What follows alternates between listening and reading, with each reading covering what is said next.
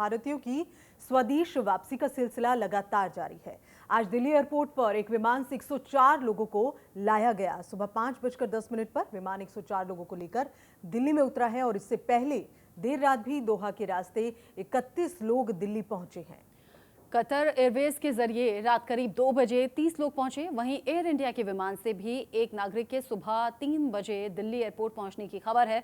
इस तरह दोहा के रास्ते अब तक की जानकारी के मुताबिक 135 लोग भारत आ चुके हैं और इन पैसेंजर्स का लगातार आना जारी भी है। अफगानिस्तान में जो लोग फंसे हुए हैं उन्हें निकालने की प्राथमिकता भारत सरकार की है।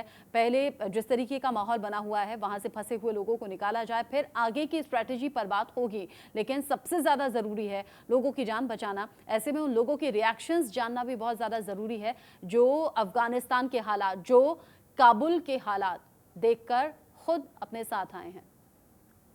और दिल्ली के आईजीआई एयरपोर्ट से अजीत श्रीवास्तव हमारे साथ लाइव जुड़ गए हैं जो ज़्यादा अपडेट हम तक पहुंचाएंगे। अजीत, अच्छी खबर ये होती है कि लगातार अफगानिस्तान से लोगों को निकाला जा रहा है और जब यहाँ आकर उनके चेहरे पर सुकून और मुस्कुराहट दिखती है तो वो खुशी हम भी महसूस करते हैं। ज़रा बताइए, आईजीआई एयरपोर्ट पर कितने लोग अब तक आ चुके हैं, कितने आने वाले हैं?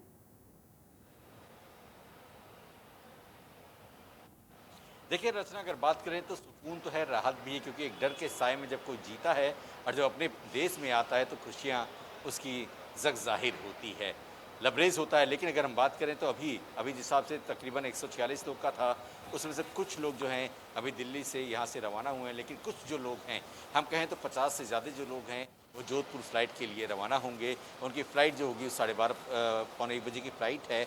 वहाँ पे वो बैठकर जोधपुर यानी राजस्थान और जयपुर के लिए वहाँ से मूवमेंट करते नज़र आएंगे।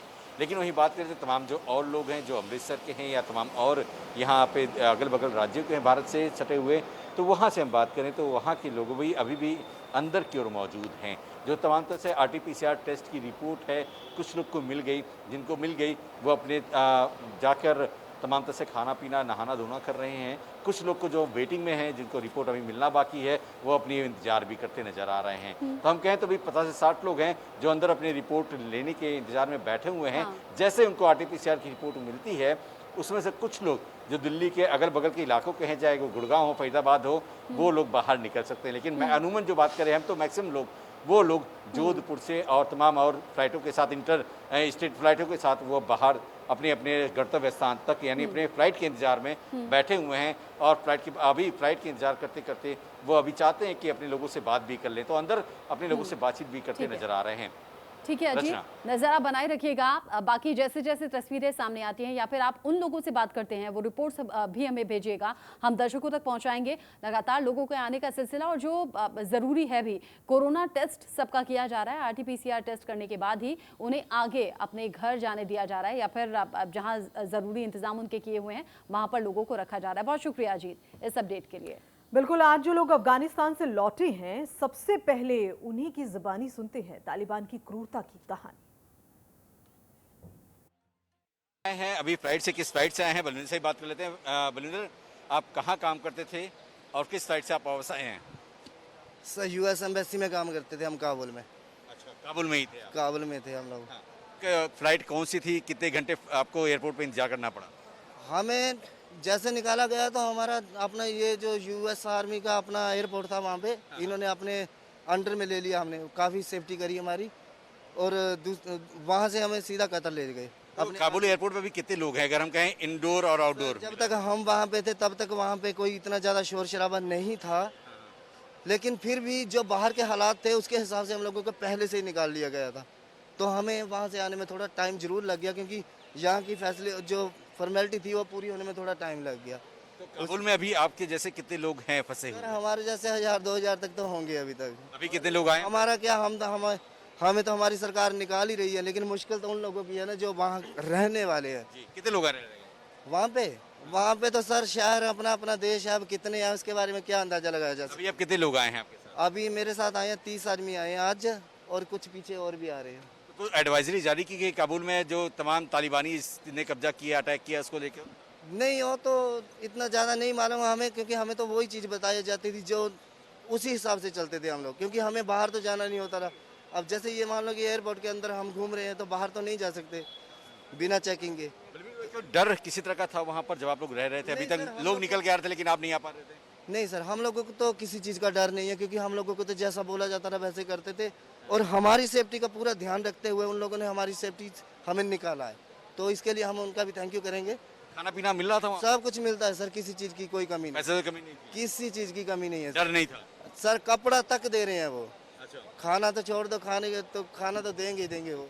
चलिए, तो ये बलविंदर जी के जिनका साथों पे कहना है कि हम लोग को वहाँ पे सारी सुविधाएं मिल रही थी, लेकिन एक जो डर का माहौल था वो हमें नहीं देखने को मिला। लेकिन उनके जो कुछ साथी हैं वो भी यहाँ पर आए हुए थे, जो कि 30 लोग बता रहे हैं कि ये लोग आए हुए हैं और 30 लोग अब अपने अपने स्थान पर जा रहे हैं। बलविंदर की बात करते हैं, हिमाचल के रहने वाले हैं और अब दिल्ली से ये हिमाचल जाते हुए नजर आएंगे।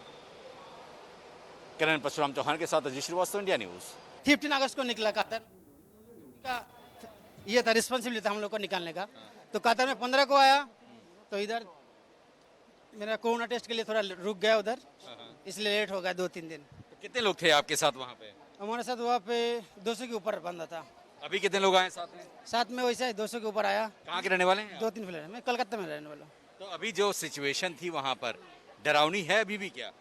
अभी भी देखिए, डरवानी तो है थोड़ा, और जो अफगान नागरिक है वो ज़्यादा डरता है तालिबान के, बहुत डरता है, क्योंकि तालिबान वैसा व्यवहार किया उन लोगों से, इसलिए वो ज़्यादा नागरिक क्या करता है, अभी वो कंट्री छोड़ के आना चाह रहा है। हमारा इंडिया में भी आया वो, बस यही है और तो कुछ फिर क्या कुछ अभी सिचुएशन क्या लगता है, सुधार होगा? आप जाएंगे वापस? नहीं। सुधर कैसे होगा अभी तो कुछ सुधर नहीं होने वाला है। लेकिन ये खुद पश्चिम बंगाल के रहने वाले हैं, वहाँ पे कैटरिंग में काम करते थे यूएस एम्बेसी काबुल में। अब एक डर का साए का माहौल से उभर के निकले हैं और उम्मीद है कि भारत में आने के बाद से, बंगाल जाने के बाद से ही अपनी दिनचर्या को सामान्य करते नजर आएंगे। कैमरामैन परशुराम चौहान के साथ अजीत श्रीवास्तव, इंडिया न्यूज़, दिल्ली।